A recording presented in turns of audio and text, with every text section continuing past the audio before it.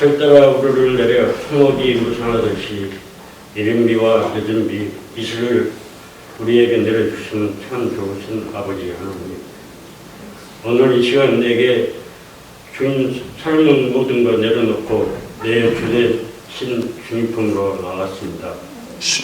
같은 풍랑에도 깊은 바다처럼 우리를 잠잠케 하시는 주의 사랑을 기억하며 이 시간 우리의 영원한 반석 되시는 하나님께 하늘 닿는 곳까지 기억하며 이 시간 우리의 영원한 반석 되시는 하나님, 우리의 손을 높이 들어 주의 이름을 찬양하며 나아갑니다.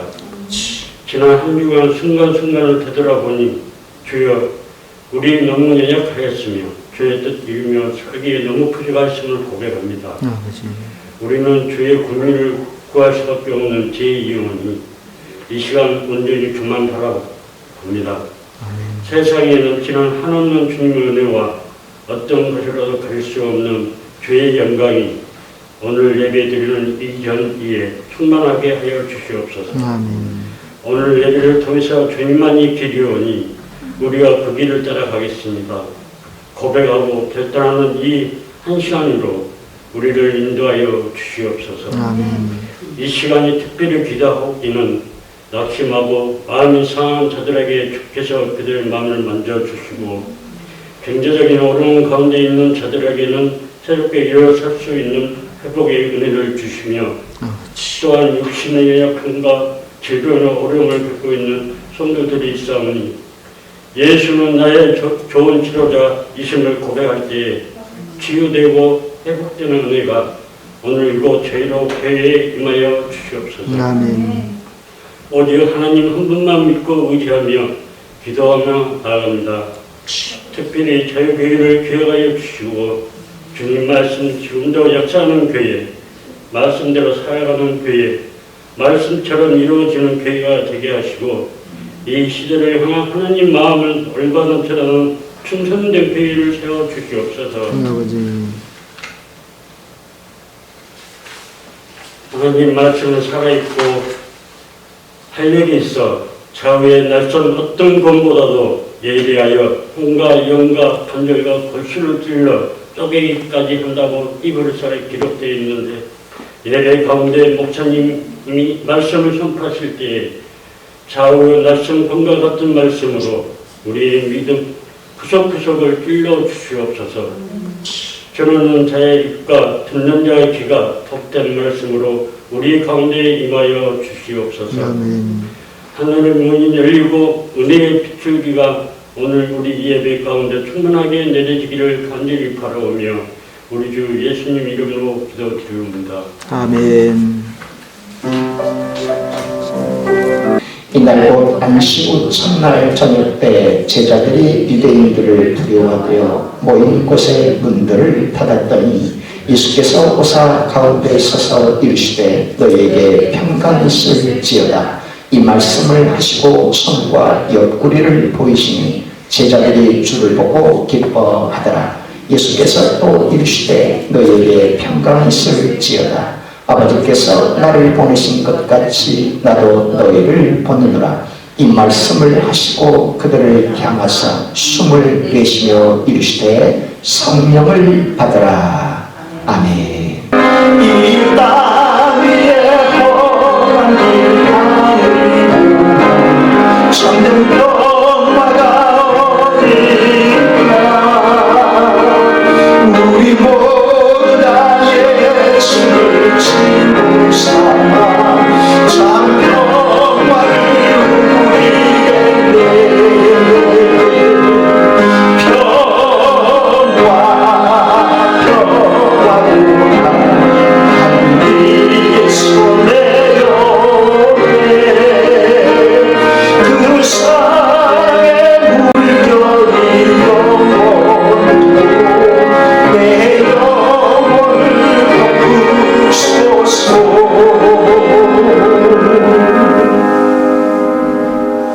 대전에서 한때 개척교회를 섬겼다가 지금은 촬영 감독으로 있는 김상철 감독님이 있습니다. 그분이 대전에서 개척교회를 섬길 때 성도들이 많이 몰려오자 더 넓은 상가 예배당으로 옮기려고 계약을 했죠. 그리고 성도들에게 이야기를 하는데 성도들의 반응은 시큰둥했습니다. 그래서 계약금을 날리고 다시 그곳에서 목회를 해나가는데 어느 날 평일 10시, 오전 10시에 한 여자 집사님이 찾아왔습니다. 눈썹을 붙이고 빨간 루즈를 바르고 얼굴에 붓과 화장을 완전 진하게 하고 머리도 예쁘게 꾸민 집사님. 주일날이면 함께 식사를 하고 설거지 봉사를 하시던 그 집사님. 그 남편은 목사님과 함께 겨울철 옥상에 눈을 치운 그 남편의 안사람 되는 여집사님이 그날 평일 오전 10시에 목사님 그 교회 예배당에 찾아와 상담을 했습니다. 그때 목사님과 사모님 함께 그 집사님의 이야기를 듣게 되었죠. 목사님, 제가 어떻게 살아왔는지 아세요? 윤천동에 살았어요. 10년 전에 그곳에서 지금의 남편을 만났죠. 대전의 유천동이란 성남의 여성들이 집단적으로 거주하는 집장촌이 있는 곳을 가리킵니다. 그곳에서 현재의 남편을 만나 자식을 낳게 되었다는 겁니다. 그리고는 주일이면 예배당에 나와 하나님 앞에 예배를 드리고 그리고 봉사도 하고 남편은 눈도 치며 살아가는데 웬걸 그 다음 이야기가 너무너무 충격적이었습니다. 목사님, 지금의 남편과 결혼하고 아이를 낳았지만 주일 예배를 마친 월요일만 되면 남편과 함께 논산, 강경, 부여 등으로 이렇게 돌아다녔어요.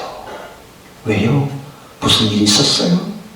제가 남편에게 이끌림받아 논산, 부여, 강경 등지에 모텔에 들어가서 다른 외간 남자와 관계를 가질 찰나에 제 남편이 문을 열고 들어와 그 남자들을 협박하고 돈을 뜯어내며 지금까지 살아왔어요.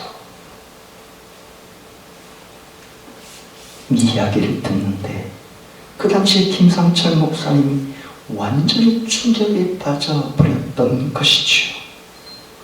그리고는 도무지 어떤 말로 위로하거나 격려할 수가 없어서 다음에 다시 오면 잘 듣고 도울 방법을 찾아볼게요 하고 택시를 불러 태워 보내는데 그 이후로 깜깜무소식이었습니다. 그 일을 겪고 난 그 당시에 김상철 목사님은 목회자의 소명을 잃어버릴 수밖에 없었고 자괴감에 빠져버렸습니다. 주님께서 보내주신 양인데 정말로 잘 돌보지도 못하고 책임지도 못한 목회자로서 무슨 소명이 있겠는가. 큰 자괴감에 빠진 그 목사님이 그때 목회자의 길을 내려놓을 수밖에 없었던 것이죠. 그러면서 그때 그분이 깨달은 게 있었습니다. 교회를 다닌다고 다 크리스천은 아니겠구나 하는 것 말입니다.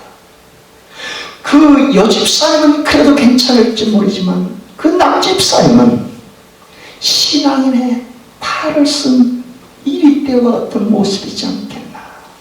한마디로 무늬만 크리스천이지 않나 싶었던 것입니다. 더욱이 그 당시 김상철 목사님은 교회의 평판이 나빠지는 이유 중에 무늬만 그리스도인으로 살아가는 사람들 때문인데 자기 자신도 거기에 한 표를 더하고 있다는 생각 때문에 목회자의 길을 내려놓게 되었던 것이죠. 어떻습니까? 오늘 살아가는 그리스도인은 나 자신은 무늬만 그리스도인은 아닌지 우리에게 깊이 생각하게 하는 부분 아닙니까? 부활하신 주님, 내 죄를 위해 십자가에 못 박혀 죽으신 주님을 만난 그리스도인,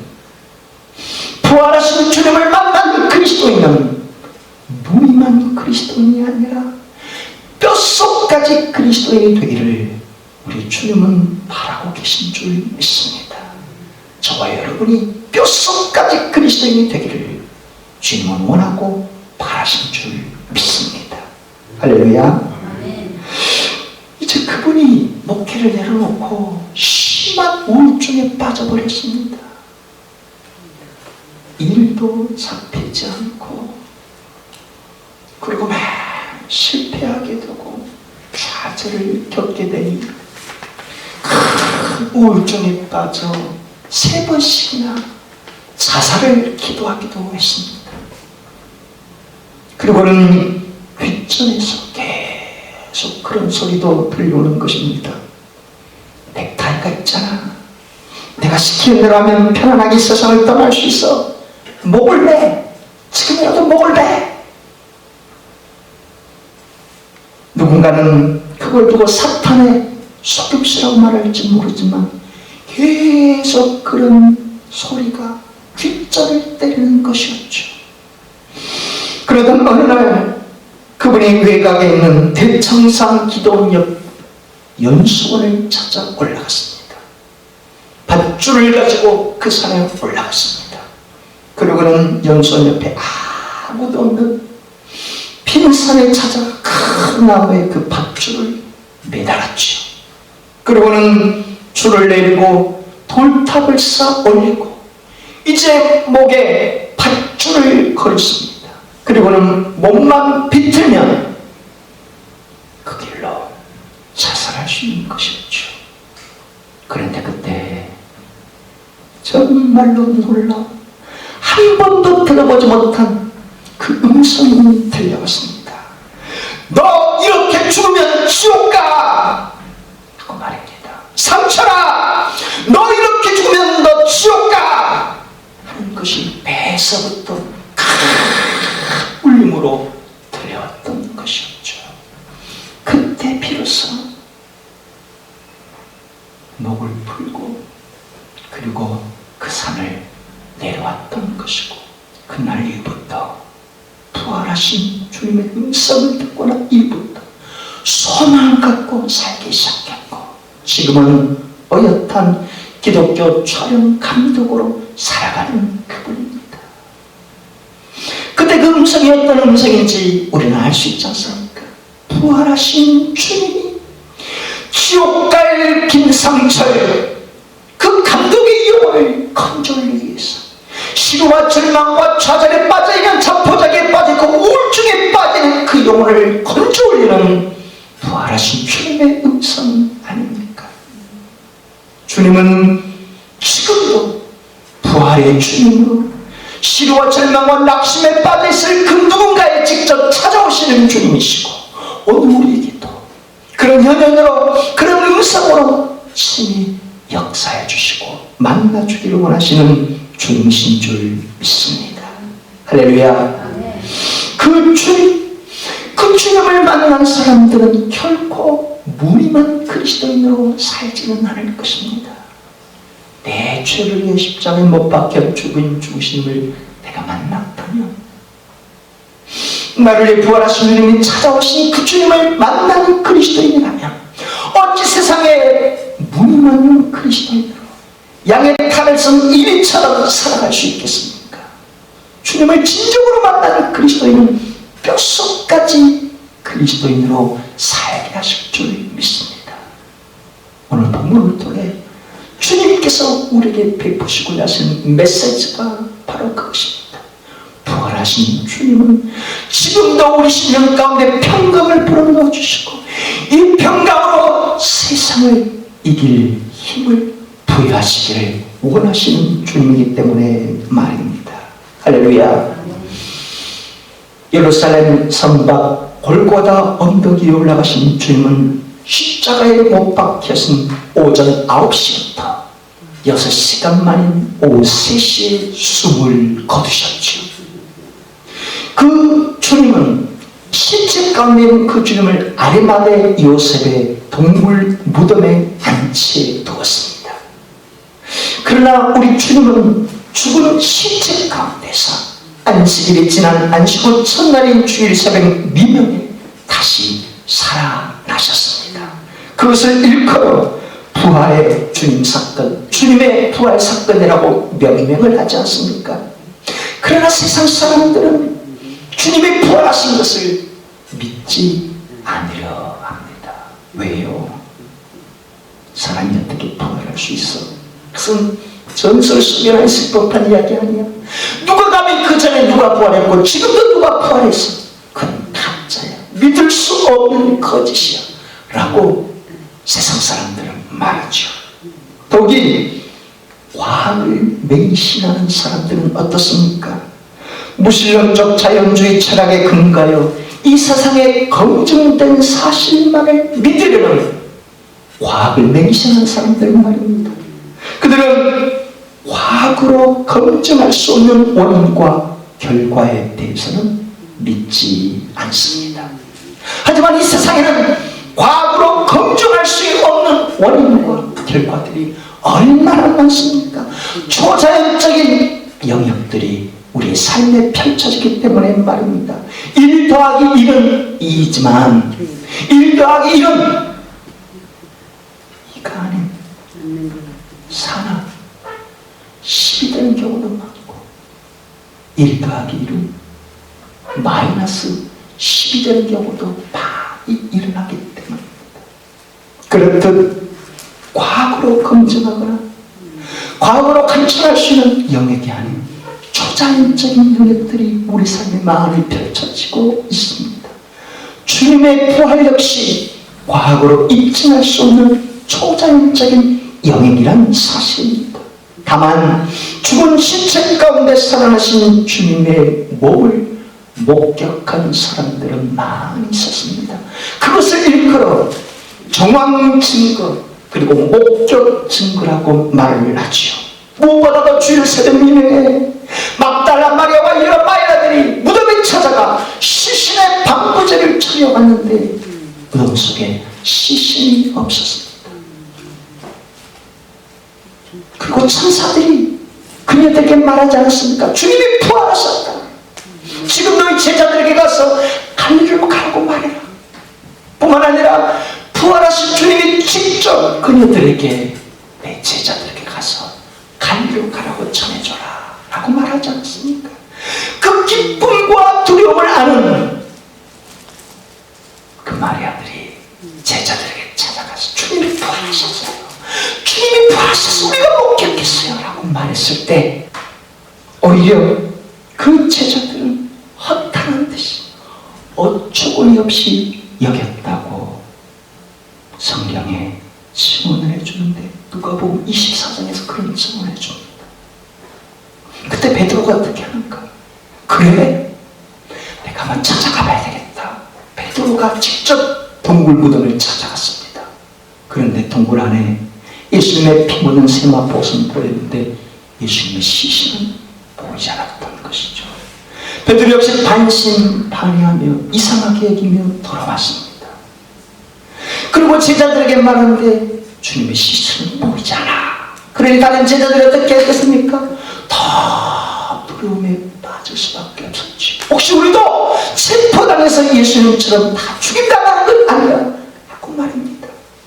이 소식을 들은 다른 제자들 가운데 2명의 제자는 그날 엠마오 도상으로 내려가며 숨어들 곳을 찾아 나갔죠. 그리고 다른 제자들은 예루살렘 근처에서 각자 숨어 지내다가 밤이 되었을 때 마가의 다락방을 찾아 들어가 꽁꽁 문을 걸어 잠그고 함께 이야기를 나눴습니다. 부활하신 주님께서는 그날 엠마오 도상에 내려가는 제자들에게 친히 나타나 주셨습니다. 그러면서 그들과 함께 길을 걸어가며 그들의 어리석은 마음에 진리의 빛을 비춰주신 주님이셨죠. 그리고 부활하신 주님은 그날 저녁에 제자들이 방문을 꽁꽁 걸어 잠근 채 두려움에 빠져있는 그들에게 친히 찾아와 주셨던 것입니다. 오늘 본문의 말씀이 바로 그 사실을 전해주고 있습니다. 본문 19절에서 21절 말씀을 같이 읽겠습니다. 앞에 있습니다. 아멘. 이날 곧 안식 후 첫날 저녁 때 제자들이 유대인들을 두려워하여 모인 곳에 문들을 닫았더니 예수께서 오사 가운데 서서 이르시되 너희에게 평강이 있을지어다. 이 말씀을 하시고 손과 옆구리를 보이시니 제자들이 주를 보고 기뻐하더라. 예수께서 또 이르시되 너희에게 평강이 있을지어다. 아버지께서 나를 보내신 것 같이 나도 너희를 보내노라. 이제 저를 보시고 부활하신 주님께서 부활체의 몸으로 직접 제자들이 모이는 그 방문을 통과하여 나타나 주신 것입니다. 날이 어두워지기 전까지만 해도 엠마오에 계셨던 그 주님입니다. 두 제자에게 이야기를 나누시며 부활체의 몸의 진리를 일깨워 주신 그 주님이 엠마오에서 예루살렘까지 11km 되는 거리에 그 시간과 공간을 초월하여 예루살렘 마가의 다락방에 직접 꽁꽁 걸어가는 그 문을 통과하여 제자들에게 나타나신 것이었습니다. 다만 부활체의 몸을 지닌 그분이지만 제자들의 몸과는 달리 우리들 몸과는 다른 몸을 지니신 것이었죠.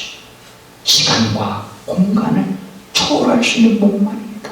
그러나 그럼에도 제자들에게 당신의 옆구리에 창자국, 손과 발에 박힌 못자국을 보여주시면서 너희들이 3년 동안 나를 따라다닌 그 주님이다 하는 주님의 몸을 알아볼 수 있도록 십자가의 못과 뼈 박힌 그 자국들 잘 알아보시는 몸으로 그들에게 나타나 주신 것이었습니다. 이것을 과학으로 입증할 수 있는 일이 아니라 초자연적인 일임을 알 수 있는 것이죠. 그때 주님께서 제자들에게 나타나서 처음 하신 말씀이 무엇입니까? 너에게 평강이 있을지어다 하신 말씀이었죠. 그러면서 당신의 못 박힌 자국들, 창자국들을 보여주시고 또 이내 말씀하신 것이 무엇입니까? 너에게 평강이 있을지어다.